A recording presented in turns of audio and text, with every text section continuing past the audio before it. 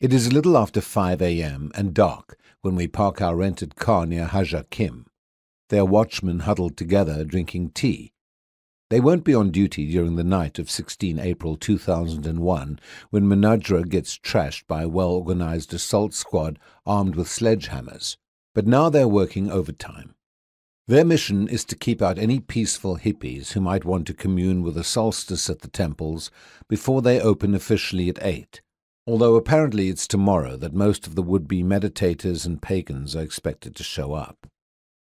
Hajakim is enclosed by a tall wire mesh fence, which we now walk around on our way to Menadra. Through the fence, the row of big, heavily eroded megaliths on the southwest side of the temple can be seen glowing whitely, like the teeth of an ancient giant disinterred from the earth. I love dawn in Malta in midsummer, with the smell of wild thyme on the soft breeze, and the sea, dark in its depths, quicksilver at the surface, stretching away beneath the fading stars. It always feels like the morning of the world. As though some wonderful experience, I don't know what, is just about to envelop me and change me forever. The sky is lightening as we walk, and way offshore to our south I begin to make out the distant shape of Filfla rising out of the sea.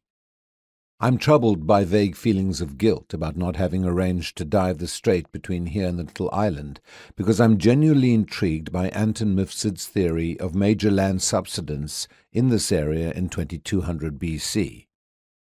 Since my first meeting with him on 16 June, I've consulted my copy of the British Admiralty chart for Malta and found that it shows a submerged ridge, the top of which is nowhere deeper than 49 meters, running from the rocks of Hamrija Shallows directly beneath Menadra all the way out to Filfla. On either side of the ridge, roughly east and west of it, the bottom drops off steeply to 80, 90, and then 100 meters. It would be extremely interesting, though technically demanding, to explore the ridge, especially inside the zone with a radius of 1 kilometer centered on Filfla, itself, that is enticingly marked entry prohibited on my chart. If Mifsud is right, that a greater landmass collapsed here 4,200 years ago, then the shattered remains of man-made structures built in former times along the Filfla-Menadra ridge could await discovery at the bottom of the strait. And though they might have been submerged as recently as 2200 BC, as Mifsud's research suggests, who is to say when such structures might have been built?